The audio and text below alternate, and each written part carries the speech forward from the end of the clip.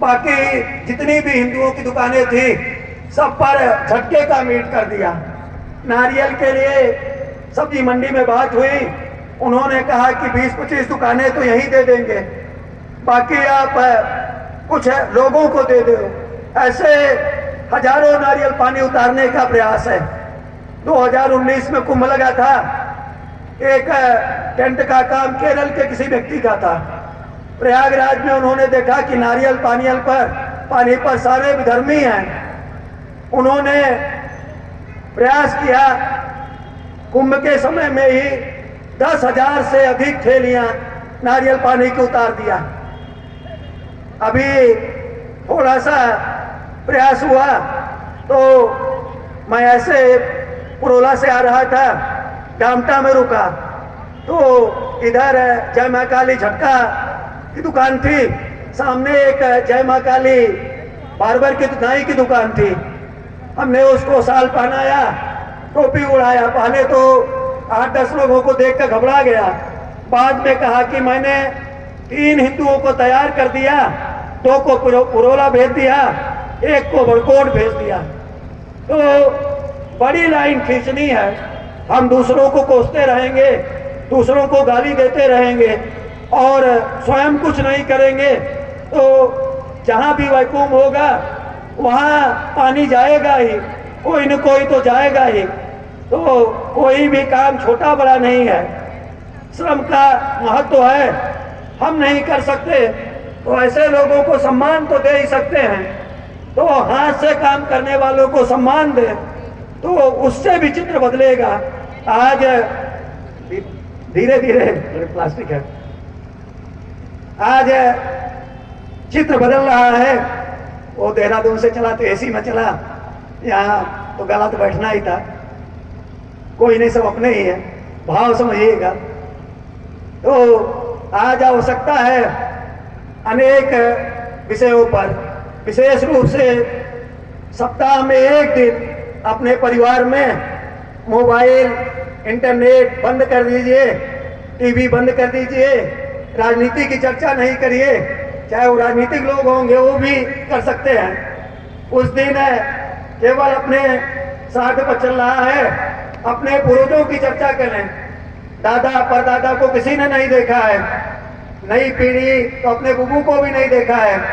ऐसे में उनको उनकी चर्चा करें, उनके गुणों की चर्चा करें, अपने महापुरुषों की चर्चा करें।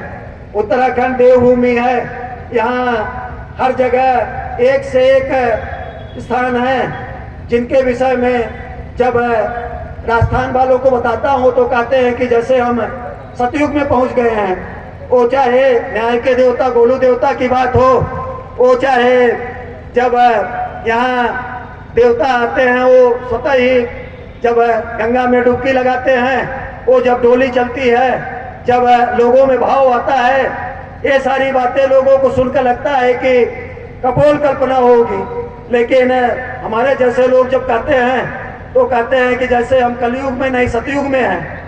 तो जहाँ ऐसे कण कण में शंकर हो, कण कण में भगवान हो, तो वहाँ के विषय में हम अपने गांव के गौरव के विषय में, अपने पूर्वजों के विषय में अपने नई पीढ़ी को बताएं। नहीं तो आज वो चाहे IIT में पढ़ने जाए, चाहे IIM में पढ़ने जाए, चाहे एम्स में पढ़ने जाए, अगर जड़ से कट जाएगा तो आने वाले समय में अपने को ही दुख होगा। परिवार को संभालना, परिवार में एक ही संतान है। पहले था कि हम यहाँ बैठे हुए भी अनेक लोग, अभी मैं किसी के साथ लघु उद्योग भारती कार्यकर्ता है, उनके साथ जा रहा था तो मैंने कहा कि आप 3 भाई हैं, तो उन्होंने कहा नहीं 3 नहीं 7 भाई हैं और 4 बहनें हैं। पहले आज जो भी 50 साल 60 साल 70 साल के हैं, सबकी यही स्थिति थी। तो मैंने कहा कोई अनपढ़ रह गया या कोई गरीब रह गया क्या? नहीं, सब संपन्न हैं। हमारे 7 भाइयों में भी 12 फैक्ट्रियां हैं। जो नई पीढ़ी में किसी के 1 बच्चे, किसी के 2 बच्चे हैं, उन्होंने भी अपना अपना काम शुरू कर दिया। लेकिन अब हम 2, हमारे 2 और उससे भी आगे निकल गए। शेर का बच्चा एक ही अच्छा। और नोएडा बेंगलोर यहाँ स्थिति ऐसी हो गई कि दोनों नौकरी कर रहे हैं, डबल इनकम, नो किड्स। ये गर्भ में बच्चे को रखना, वो बाद में उसको पालना, ये कष्ट कौन उठाएगा? कौन सा बुढ़ापे में हमारा साथ देगा? वो विदेश में जा जाएगा तो बच्चा ही नहीं पैदा करेंगे। तो ऐसे में हिंदू घटेगा नहीं तो अपने यहाँ दूसरे लोग नहीं आएंगे, कहाँ से अनेक कामों के लिए लोग मिलेंगे। तो स्थिति वास्तव में कहीं न कहीं फिर से समाज सोचने लगा है। पूजनीय सुदर्शन जी कहते थे कि भारत लोकतांत्रिक देश है और इस लोकतांत्रिक देश में हिंदुओं में भी जो मजदूरी करता है, जो गांव में रहता है, थोड़ा उन्होंने जो जनसंख्या वृद्धि का रेट है, दर है, उसको थोड़ा संतुलित कर रखा है। उनके भी 4-5 बच्चे होते हैं और अन्य उनके 15-20 भी होते होंगे। जनजाति के लोगों ने भी थोड़ा मोर्चा संभाला है। एक मेघालय में अपने कार्यकर्ता हैं, एक ही छत के नीचे 255 लोग रहते हैं क्योंकि उनकी 54 पत्नियां हैं। तो ऐसा नहीं करना है, लेकिन कहीं न कहीं जो अपने समाज में भी वो कम पढ़े लिखे लोग हैं, उनकी संख्या बढ़ती जाएगी। लेकिन आज चाहे अंबानी हो, अडानी हो या अन्य ऐसे बड़े बड़े उद्योगपति जो हजारों लोगों को पाल सकते हैं, ऐसे लोग कितने बच्चे हैं? किसी के एक भी नहीं, किसी के दो एक है। तो आगे चलकर देश का निर्णय कौन करेगा? राज किसका होगा? लोकतंत्र है, जिसका संख्या बल ज्यादा, देश का नेतृत्व उन्हीं के हाथों में होगा। पूजनीय सुदर्शन जी कहते थे कि ऐसे में तो नेतृत्व जो अनपढ़ हैं, जो कम पढ़े लिखे लोग हैं, वो करेंगे। तो कहीं न कहीं जो समाज में ब्रेन है, जिस कारण से आज भारत जाना जाता है, चाहे वो सिलिकॉन वैली हो, चाहे वो लंदन का मेडिकल साइंस हो, भारत चाहे वो साइंटिस्ट हो, सब भारत के लोगों ने संभाल रखा है। तो वो कहाँ से आएंगे? तो इस विषय में विचार करना होगा। और उत्तराखंड में जो सतत घुसपैठ हो रही है, यहाँ हाई कोर्ट इलाहाबाद के एक जस्टिस रहे जस्टिस शंभू शरण श्रीवास्तव जी, पुलिस आयोग के चेयरमैन थे। उन्होंने उधम सिंह नगर का सारा डाटा इकट्ठा किया, फिर पूरे उत्तराखंड का डाटा इकट्ठा किया। अपने कुछ लोगों ने आरटीआई से निकाला तो 2022 में ही वो 5000 से अधिक महिलाएं, जिसमें 1100 से अधिक बच्चियां हैं, वो अलग हैं। वो कहाँ चली गई कुछ पता ही नहीं। जिसमें 3700-3800 तो वापस भी ला लिया सरकार ने, लेकिन बाकी कहाँ जा रही, क्या हो रहा है? तो अनेक कुचक्र चल रहे हैं। आज केरला स्टोरी बनी, अजमेर 92 बनी, पूर की परियां आ रही हैं। तो वास्तव में फिल्में क्यों बन रही हैं?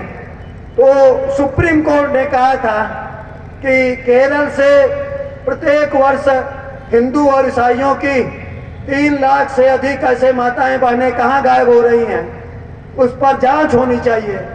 उसी जांच रिपोर्ट पर वो केरला स्टोरी बनी। आज जम्मू कश्मीर धारा 370 हट गई।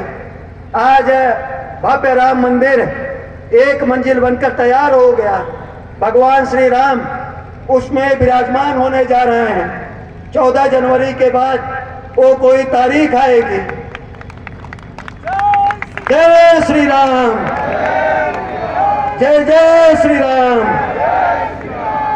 हम सब लोग और उसका जो संघर्ष का इतिहास है उसको बताते हुए नई पीढ़ी को बताना है, क्योंकि राम मंदिर का जो इतने लाखों लोग अपने प्राणों की आहुति दे दी, आज उस पीढ़ी के कितने लोग हैं, उनके परिवार के लोग हैं, वास्तव में वो धन्य हैं वो माताएं बहनें, कोठारी बंधु जैसे लोग जो सभी भाई वहाँ भगवान के चरणों में शहीद हो गए। वास्तव में उन सब के वो श्रद्धांजलि है। भगवान राम अपने घर में फिर से विराजमान होंगे, रामलला वहाँ विराजमान होंगे और अयोध्या विश्व की वो सबसे भव्य नगरी होगी। पूरा अयोध्या का चित्र और वहाँ का एयरपोर्ट बहुत भव्य बन रहा है। यहाँ के लोगों का समर्पण वो धन के रूप में, वो श्रद्धा के रूप में उस दिन देखने को मिलेगा। हम सब थोड़ा पूज्य साधु संत, हम समाज का नेतृत्व करने वाले लोग उसके लिए थोड़ा अभी से वातावरण बनाएं।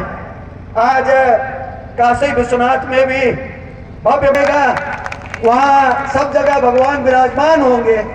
बस हम अपनी शक्ति बढ़ाते चलें और केवल यही नहीं तो कभी गंधारी अफगानिस्तान की थी, कभी हरी सिंह नलवा जब